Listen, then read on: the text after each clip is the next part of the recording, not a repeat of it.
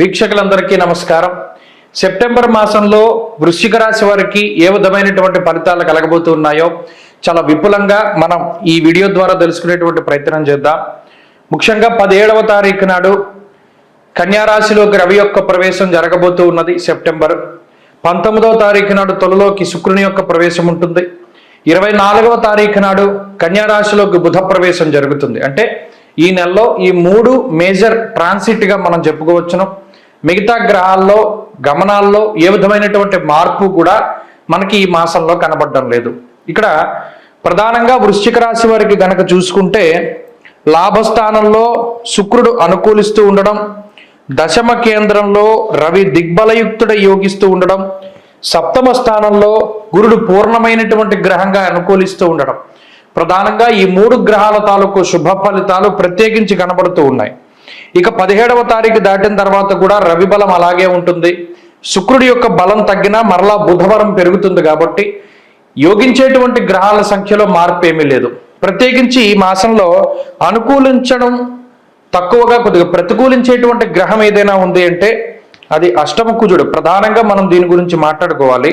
అలాగే చతుర్థ స్థానమందు వక్రించి ఉన్న శని, నిజానికి వక్రించారు కాబట్టి అర్ధాష్టమ స్థానంలో ఉన్నా కూడా శని ఇచ్చే దోషం కన్నా అష్టమంలో డైరెక్ట్గా కుజుడు ఉన్నప్పుడు వచ్చేటువంటి ప్రమాదమే ఎక్కువగా ఉంటుంది. అందువల్ల ఇక్కడ 3 నుండి 4 గ్రహాలు యోగిస్తూ ఉంటే ఒకే ఒక్క గ్రహం బాధించేటువంటి గ్రహంగా ఉన్నది. కాబట్టి ఆగస్టుతో పోల్చుకుంటే వృశ్చిక రాశి వారికి సెప్టెంబర్ మాసము కొంచెం అనుకూలంగానే ఉంటుంది అని చెప్పుకోవచ్చును. ఎందుకంటే అనుకూలించే గ్రహాల యొక్క సంఖ్య బాగుంది.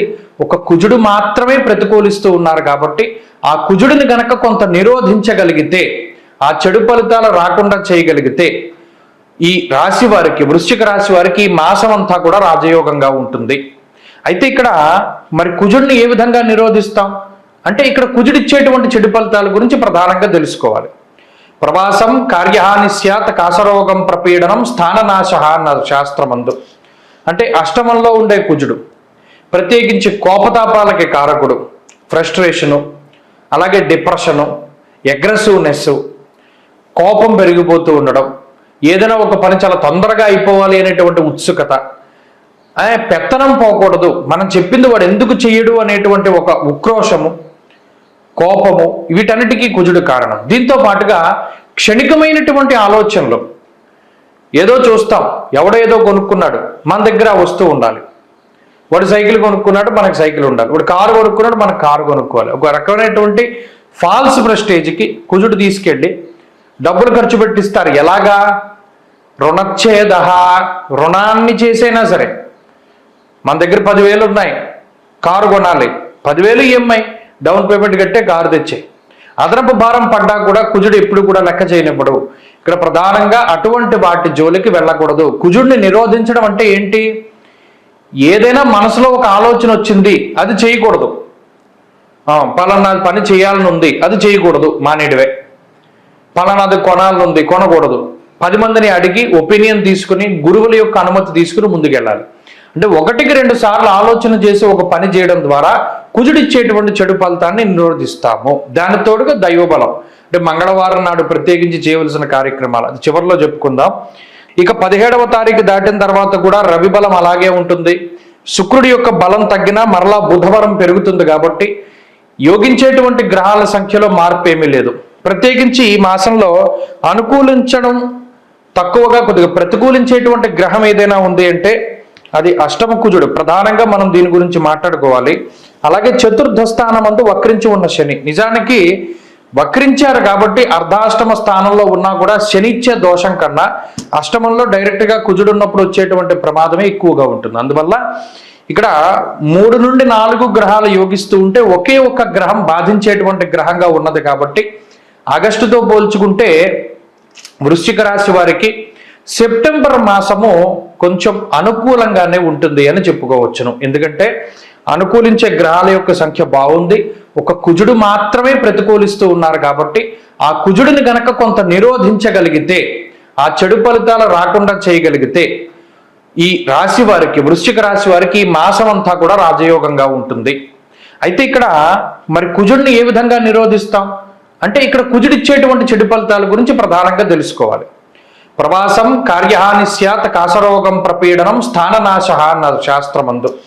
అంటే అష్టమంలో ఉండే కుజుడు ప్రత్యేకించి కోపతాపాలకి కారకుడు, ఫ్రస్ట్రేషను, అలాగే డిప్రెషను, అగ్రెసివ్నెస్, కోపం పెరిగిపోతూ ఉండడం, ఏదైనా ఒక పని చాలా తొందరగా అయిపోవాలి అనేటువంటి ఉత్సుకత, పెత్తనం పోకూడదు, మనం చెప్పింది వాడు ఎందుకు చెయ్యడు అనేటువంటి ఒక ఉక్రోషము, కోపము, వీటన్నిటికీ కుజుడు కారణం. దీంతో పాటుగా క్షణికమైనటువంటి ఆలోచనలు, ఏదో చూస్తాం, ఎవడేదో కొనుక్కున్నాడు, మన దగ్గర వస్తూ ఉండాలి.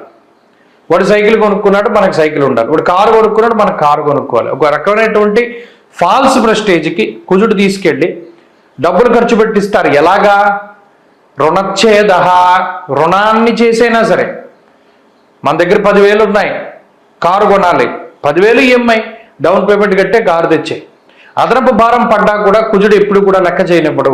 ఇక్కడ ప్రధానంగా అటువంటి వాటి జోలికి వెళ్ళకూడదు. కుజుడిని నిరోధించడం అంటే ఏంటి?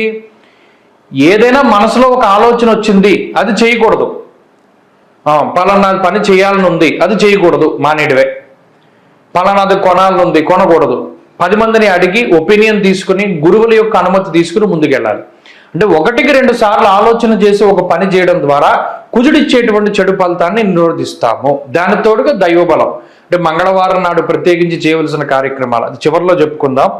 సరే, ఆ కుజుడిని కనుక నిరోధించగలిగితే ఈ గురుడు సప్తమ స్థానంలో చాలా యోగిస్తున్నారు. రాజదర్శనం, ఆరోగ్యం, గాంభీర్యం, గాత్రపోషణం అంటూ ఉన్నది శాస్త్రం.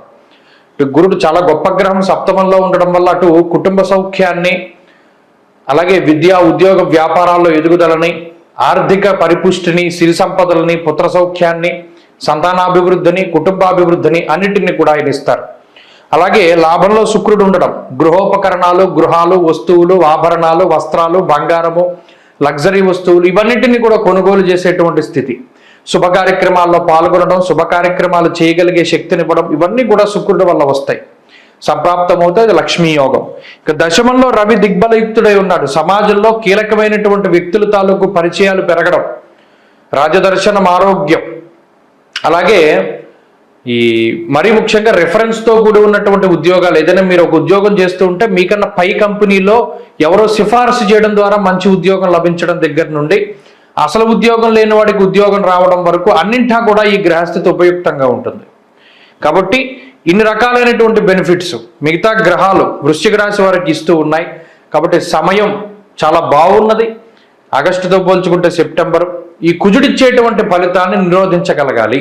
అంటే ఏం చేయాలి అంటే మంగళవారం నాడు ప్రత్యేకించి కందిపప్పు లేదా కందులు, ఎర్రటి వస్త్రం, అంటే ఒక ఎర్రటి వస్త్రం తీసుకుని దాంట్లో ఈ కందులు కానీ కందిపప్పు కానీ వేసి మూట కట్టేయాలి. మూట కట్టి ఎర్రటి పుష్పాలు ఆ మూట మీద ఉంచి ఎర్రటి పళ్ళు కలిపి ఎవరికైనా దానం చేయాలి. మరి ముఖ్యంగా బ్రాహ్మడి దగ్గరికి వెళ్ళి, మీ దగ్గరలో బ్రాహ్మలు ఉంటే బ్రాహ్మలు, లేదా ఎవరికైనా లేని వాళ్ళకి సైతం మనం ఇవ్వవచ్చును, దాంట్లో ఏ విధమైన దోషము లేదు. సంకల్పం చెప్పుకోవాలి. మమ చంద్రలగ్నవశాత్తు అష్టమ కుజదోష పరిహారార్థం అనేటువంటి సంకల్పం చెప్పుకుని ఇవి చెప్పినట్టు దానం చేయగలిగితే మంగళవారం నాడు కుజుడి యొక్క దోషం తగ్గి మిగతా గ్రహాల తాలూకు బలం పెరిగి ఈ సెప్టెంబరు వృశ్చిక రాశి వారికి మరింత యోగించడానికి అవకాశం ఉంటుంది. స్వస్తి.